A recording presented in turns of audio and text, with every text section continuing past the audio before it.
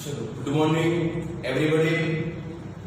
હવે આજે આપણે લેક્ચર 4 ની અંદર આગળ જઈએ તો ત્રીજા લેક્ચરમાં આપણે શું જોયું તો કે પેઢી ભાગીદારી પેઢી વાર્ષિક હિસાબ લખતી વખતે 5 ખાતા બનાવે। પહેલું વેપાર ખાતું, બીજું નફા નુકસાન ખાતું, ત્રીજું નફા નુકસાન ફાળવણી ખાતું, ચોથું ભાગીદારોના મૂડી અથવા ચાલુ ખાતા અને પાંચમું પાકું સોગંદ। એવી રીતના 5 ખાતા પેઢી બનાવે તો એમાં નફા નુકસાન ફાળવણી ખાતું અને ભાગીદારોના મૂડી કે ચાલુ ખાતા એ આપણા માટે નવા હતા, એટલે એના આપણે નમૂના સમજ્યા, શું કહેવાય, એમાં કઈ કઈ વિગતો આવે એના વિશે આપણે સમજ્યા। તો ફાળવણી ખાતાની અંદર શું આવતું હતું તો ઉધાર બાજુ પેઢી જે ભાગીદારને રકમ ચૂકવે છે જેવા ખર્ચાઓ આપણે લખતા હતા। જમા બાજુ તો કે પેઢીને ભાગીદાર પાસેથી કઈ રકમ મળે છે એ આપણે લખીએ છીએ જમા બાજુ। મૂડી ખાતામાં શું લખીએ છીએ તો મૂડી ખાતામાં અહીંયા જે ઉધાર હોય એ ત્યાં જમા સાઈડ આવવાનું। શા માટે તો કે પેઢીનું ખર્ચ એટલે ફાળવણી ખાતામાં ઉધાર, પેઢીનું ખર્ચ હોય તો ભાગીદારને મળશે એટલે અહીંયા ભાગીદારના ખાતાની જમા બાજુ। એવી રીતના આપણે જોયું, બરાબર। પછી ફાળવણી ખાતું શા માટે બનાવવાનું તો કે વેચણી પાત્ર નફો કે ખોટ લાવવા માટે। મૂડી ખાતા શા માટે બનાવવાના તો કે આખરની મૂડી શોધવા માટે। ફાળવણી ખાતાનો હેતુ કયો તો કે ભાગીદારને લગતા ખર્ચ કે આવક હોય એ જ અંદર લખવાના, બરાબર। પછી એની બાકી ઉપરથી આપણને વેચણી પાત્ર નફો કે ખોટ જાણવા મળે। એ વેચણી પાત્ર નફો આવે એ આપણે મૂડી ખાતામાં લઈ જવાનું। મૂડી ખાતા શા માટે બનાવવાના તો કે ભાગીદારનો આવક ખર્ચનો હિસાબ કરીને છેલ્લે ભાગીદારના કેટલા રૂપિયા મૂડી તરીકે પેઢીમાં જમા રહેશે એ જાણવા માટે। પછી મૂડી ખાતાની જે બાકી આવશે છેલ્લે એ આખરની મૂડી હશે જે આપણે પાકા સરવૈયામાં મૂડી દેવા બાજુ લઈ જવાની, બરાબર। ચાલો હવે આપણે આગળ દાખલાઓ શરૂ કરીએ। હવે ટેક્સ્ટ બુકમાં જોવા જાવ તો શરૂઆતની અંદર ટૂંકા દાખલાઓ આપેલા છે। પેજ નંબર 30 ખોલશો એટલે પ્રશ્ન ત્રીજો, એમાં 11 દાખલા ટૂંકા આપેલા છે જે આપણે અત્યારે શરૂઆતમાં ગણવાના નથી। શા માટે તો કે પ્રથમ આપણે મોટા દાખલાના કોન્સેપ્ટ સમજીશું અને એ સમજાઈ જાય પછી આપણે ટૂંકા દાખલા ગણીશું। એટલે મોટો દાખલો જોવા જાવ તો પેજ નંબર 32 ઉપર 8મો દાખલો, પેજ નંબર 32 ઉપર 8મો દાખલો। પહેલા આપણે એ આખો વ્યવસ્થિત રીતે સમજી લઈએ। એટલે તમે હું જ્યારે દાખલો ભણાવું, તમે જ્યારે લેક્ચર જોતા હોય ત્યારે ટેક્સ્ટ બુક તમારી ખોલેલી રાખજો।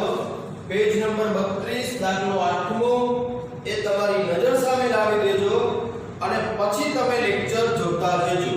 એટલે હું જ્યારે રકમ વાંચું ત્યારે તમે ટેક્સ્ટ બુક ની અંદર પણ રકમમાં ધ્યાન આપતા જજો, બરાબર। ચાલો હવે હું રકમ વાંચું છું।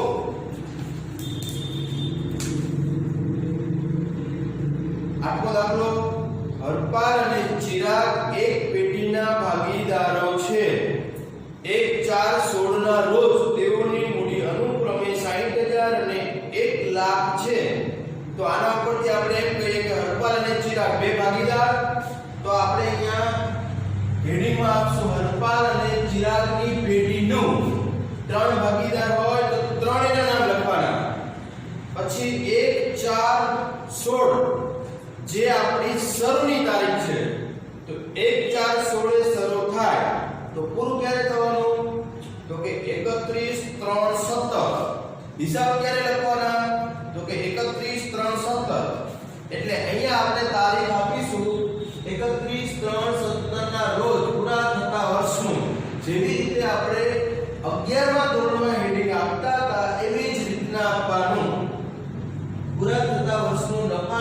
ફાળવણી ખાતું, ત્યાં આપણે આવી જ રીતે હેડિંગ આપતા હતા. યાદ કરો કે ખાલી એક વ્યક્તિ હોય તો આપણે લખતા હતા કે શ્રી કેવલનું 31/3/17 ના રોજ પૂરા થતા વર્ષનું વેપાર ખાતું, નફા નુકસાન ખાતું. પછી પાકું સરવાળો આવે ત્યાં આપણે પૂરા થતા વર્ષનું લખતા નહોતા, ત્યાં આપણે રોજનું શબ્દ લખતા હતા. એટલે એવી રીતના હેડિંગ બધા જ ખાતામાં એવી રીતના તમે આપી શકશો. હા, મૂડી ખાતામાં ખાલી આ શું આવશે? ભાગીદારોના મૂડી ખાતા. બરાબર? કારણ કે મૂડી ખાતા આપણે શા માટે બનાવીએ છીએ? તો ભાગીદારનો આવક ખર્ચનો હિસાબ અલગ રહે એટલા માટે, અને છેલ્લે એને પેઢીમાં કેટલા રૂપિયા મૂડી તરીકે જમા રહેશે એ જાણવા માટે. એટલે ભાગીદારોની માહિતી એમાં હશે બધી. બરાબર? ચલો હવે આપણે આગળ વાંચીએ. હા, મૂડી 60,000 ને 1 લાખ છે તો મૂડી આપણે મૂડી ખાતામાં જમા બાજુ લખશું. તો અહીંયા લખશું 1/4/16 બાકી આગળ લાવ્યા 60,000 અને ચિરાગમાં 1 લાખ. મૂડીની જમા બાકી હોય એટલે જમા બાજુ. આગળ વાંચો.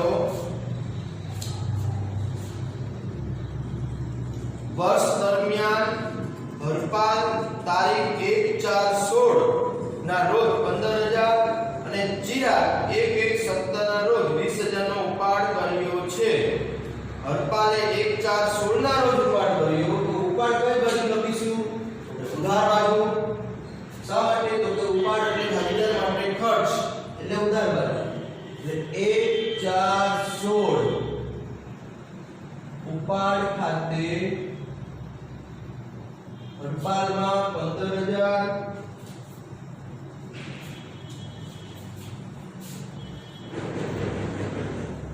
આ તારીખે ચિરાગનો ઉપાડ લખી એટલે ચિરાગમાં ડેશ. ચિરાગનો ઉપાડ કઈ તારીખે છે? તો કે 1/1/17.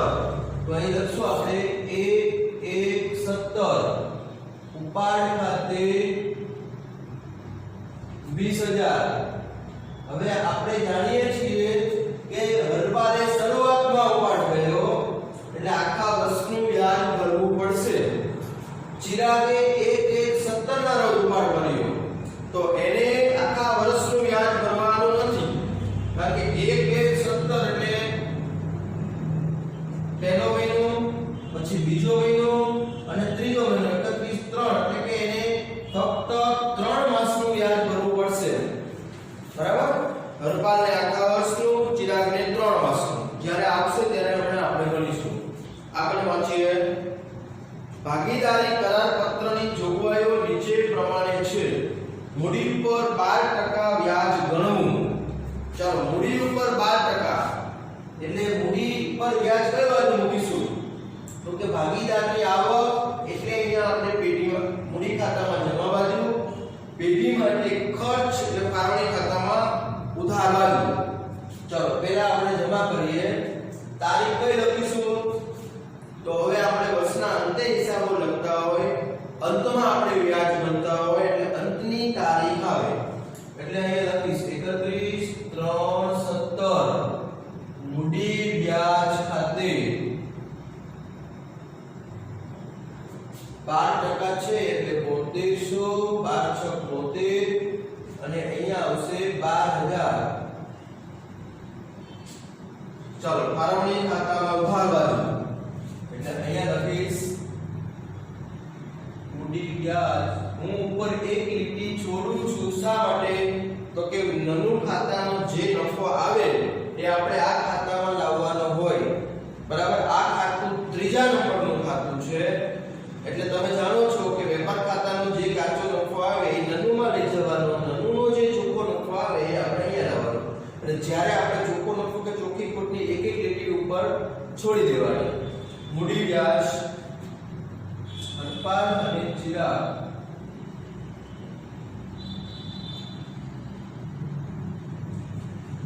7,200 અને 12,000 એટલે 12 ને 7 19,200 ટોટલ આટલું ખર્ચ મૂડીના વ્યાજનું થયું. આગળ વાંચો. આગળ આપણે કીધું છે ઉપાડ પર 9% હવે 9% આપણે વ્યાજ ગણવું હોય તો ઉપાડ વ્યાજની અસર ક્યાં આવશે? તો કે અહીંયા ઉધાર બાજુ, અહીંયા જમા બાજુ, બરાબર? એટલે અહીંયા હું લખીશ તારીખ આખરની આપીશ ઉપાડ વ્યાજ ખાતે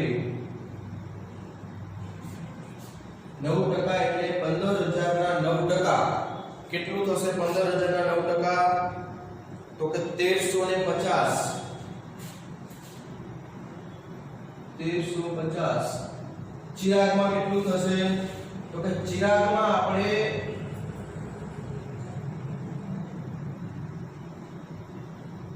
જો હરપાલનો આખા વર્ષનું આપણે ગણીએ છીએ એટલે કે 15000 ના 9% 1350 ચિરાગનું તો કે 3 માસનું ગણો એટલે 20000 ગુણ્યા 9% એટલે 900 3 મહિના એટલે 3 એટલે 450 રૂપિયા આવશે, બરાબર? એટલે આવી રીતના આપણે ચિરાગનું 3 માસનું વ્યાજ ગણવાનું. કેલ્ક્યુલેટર ઉપર તમે શું કરશો? તો કે 20000 ના 9% એટલે 1800 9 દુ 18 1800 મહિનાના હોય તો 3 મહિનાના કેટલા? તો કે 3 મહિનાના કેટલા છે વિચારો? 1800 ના અડધા 900 900 એ 6 મહિનાના કહેવાય. 900 ના અડધા 450 એ 450 એ 3 માસના થયા, બરાબર? 450 તમે સીધું મૌખિક કેલ્ક્યુલેશન પણ કરી શકો, છતાં પણ મેં તમને બોર્ડ ઉપર આપી દીધું, બરાબર? એટલે 1350 અને 450. બીજી અસર આપો ઉપાડ વ્યાજ હરપાલ અને ચિરાગ 1350 અને 450 ટોટલ 1800 થશે, બરાબર? આગળ જઈએ, વાંચો રકમ આગળ.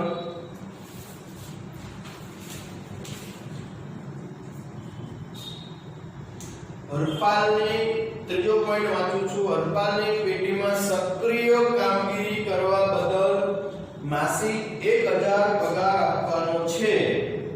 તો હરપાલને પગાર આપવો હોય તો હરપાલ માટે આવક થઈ તો હરપાલની જમા બાજુ 31/3/17 પગાર ખાતે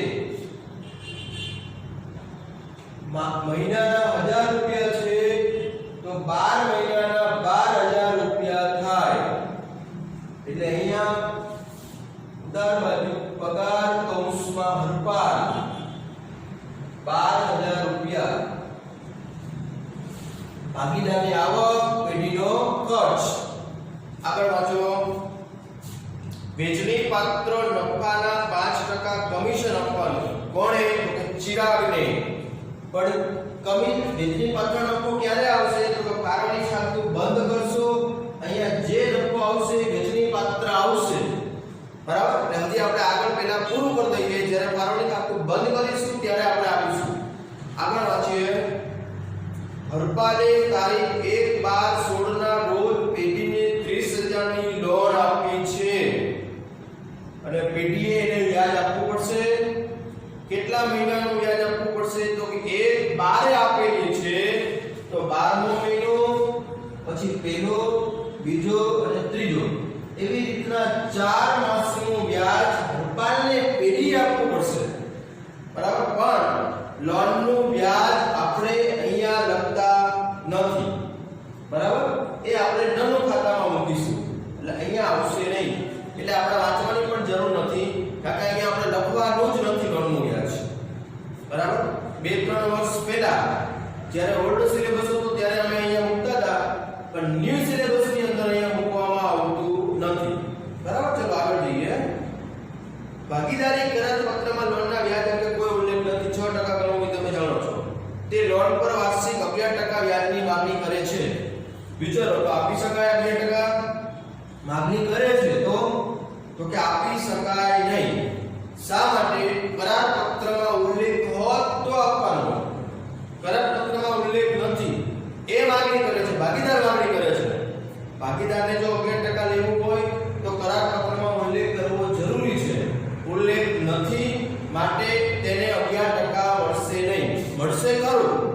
પણ કરારનામાની જોગવાઈ મુજબ 6% મળશે.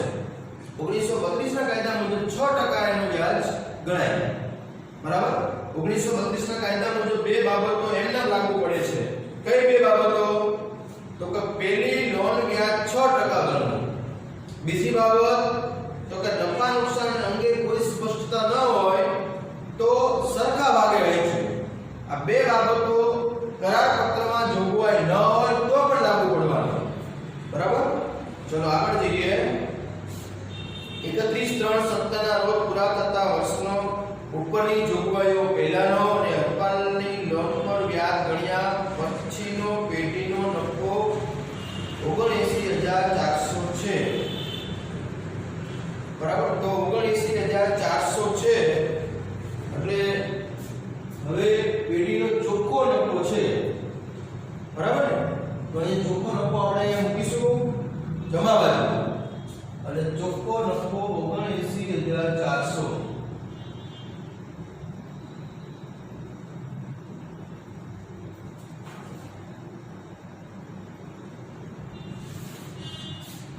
અહીં લખશું 79400 નફા નુકસાન ખાતેથી લાવ્યા.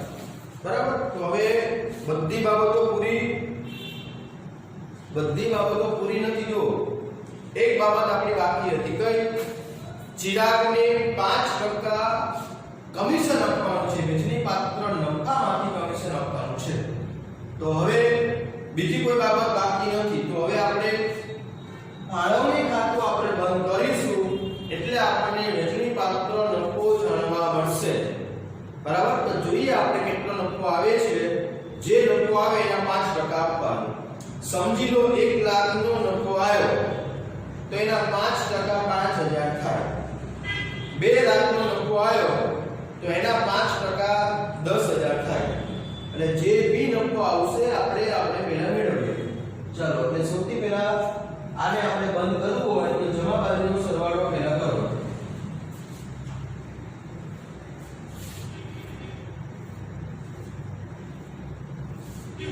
ચાલો જમા બાજુનો સરવાળો તો કે 79 અને 80 અને 500 આ એટલે 81200. 81200 પછી બાદ કરો તો 19 20 21 31200 થશે. તો 81200 માંથી 31200 જાય તો કેટલા આવે? તો કે 50000 આવે. તો કે હવે તમે બે ભાગીદારને વહેંચો તો કે ના 25000 આપવાના નથી. કારણ કે જે નફો આવે એના 5% તમારે ચિરાગને કમિશન આપવાનું છે. તો આના 5% કેટલા? તો કે 50000 ના 5% એટલે 2500 રૂપિયા થાય. તો અહીંયા આપણે આપીશું કમિશન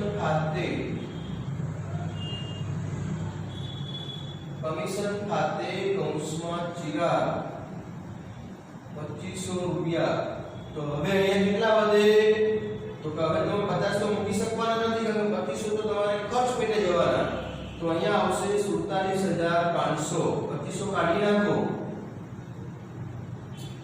અને આ જે નફો છે હવે હરપાલ અને ચિરાગને વેચી આપો. કયા ભાગે વેચો? સૂચના અંદર જુઓ તો અંદર દાખલામાં કોઈ જ સૂચના નથી કયું પ્રમાણે વેચવું. તો આપણે શું વિચારવાનું? તો 1932 ના કાયદા મુજબ સરખા ભાગે વેચો. હવે આના બે સરખા ભાગ કરો. બે સરખા ભાગ કરશો એટલે કેટલા આવશે? તો આવશે એના સરખા બે ભાગ કરશો તો 23750. એટલે અહીંયા આપણે વેચી દઈએ. ઉપર લખીશું વેચણી પાત્ર નફો હરપાલ અને ચિરાગ 23750.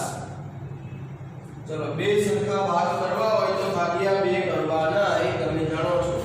હવે અહીંયા આપણું નફા નુકસાન ફાળવણી ખાતું પૂરું. પણ આની અસરો આપવાની બાકી. નફો આપણે છે એ ત્યાં લઈ જવાનો. પછી કમિશન જે ચિરાગની આવક ગણાય એ પણ તમે જમા આપશો. આવક હંમેશા ભાગીદારને મળવાની હોય એટલે જમા થાય.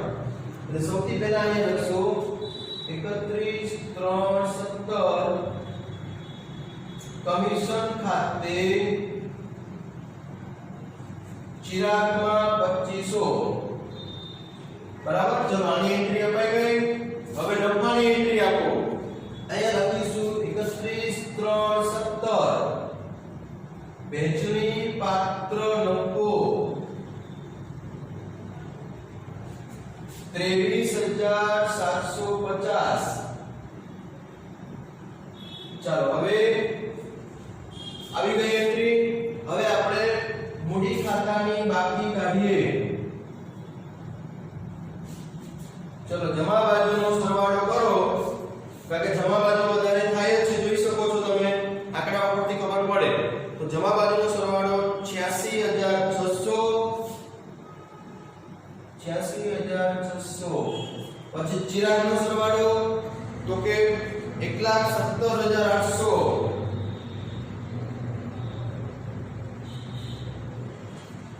ચાલો હવે તમે ઉધાર સાઈડની વિગતો બાદ કરો. વેપારમાંથી સોરી પહેલા અહીંયા લાવશું આપણે 86,600 1,17,800. 86,600 માંથી આટલા બાદ કરો એટલે કેટલા આવશે જો તો કે 86,000 સોરી સરવાળામાં થોડી મિસ્ટેક છે. આ સરવાળામાં થોડી મિસ્ટેક છે એટલે આપણે જોઈ લઈએ. 1,02,950 1,02,950 આ અરપાનો સરવાળો એ અહીંયા મૂકીશો એટલે બાદ કરો એટલે 86,600 મળશે. અહીંયા જે હતા એને સરવાળા તરીકે ભૂલથી મૂકી દીધા હતા બરાબર. પછી ચિરાગમાં જુઓ તો ચિરાગમાં 1,38,250 1,38,250. ચલો આટલું બાદ કરો 20,450 બાદ કરો એટલે કેટલા મળશે તો કે 1,17,800. 1,17,800 આ શું મળ્યું આપણને? ત્યાં તમે રાઉન્ડ કરી શકો છો. રાઉન્ડ એટલે કોઈ દાખલાની અંદર કમ્પલસરી નથી હોતું પણ તમે હાઈલાઈટ કર્યું કહેવાય બરાબર. એટલે આપણને પૂરેપૂરો કોન્ફિડન્સ હોય તો આપણે રાઉન્ડ કરી શકીએ. તમારે જે પરીક્ષક જે જોવાનો છે એ સીધો જવાબ તમારો જોઈ લેશે બરાબર. તો કે આપણે દરેક આન્સરમાં કરીએ છીએ બરાબર. આ શું મળ્યું આપણને તો કે અહીંયા આપણે લાવ્યા હતું તો અહીંયા આ શરૂની મૂડી હતી તો આ આખરની મૂડી કહેવાય. તો આખરની મૂડીમાં હંમેશા આવે કે બાકી આગળ લઈ ગયા. બાકી આગળ લઈ ગયા. ક્યાં લઈ ગયા તો કે પાકા સરવૈયામાં. આખરની મૂડી પણ તમે કહી શકો, કૌંસમાં લખી શકો આખરની મૂડી બરાબર. ચલો મૂડી ખાતું પૂરું થયું. પણ હજી હું એમ કહું છું જો તમે આટલું લખો ઓકે છે પણ પરફેક્ટ તમારે બતાવવું હોય એક પણ માર્ક અડધો પણ માર્ક્સ ન કપાય એવી રીતે આપણે લખવું હોય તો આ જે લઈ ગયા અહીંયા તમે લાવ્યા તરીકે લખી શકો. એટલે હું અહીંયા લખીશ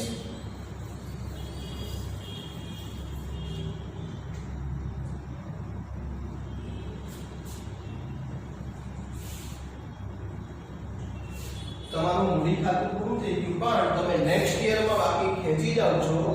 મતલબ 31/3/17 છે. હવે આનો બીજો દિવસ, આનો આગળનું વર્ષ કયું તો કે વર્ષ 2017 પણ તારીખ બદલાઈ જશે. મતલબ 1/4/17 બાકી આગળ લાવ્યા 86,600 1,17,800 બરાબર. તો આ તમારું મૂડી ખાતું થયું.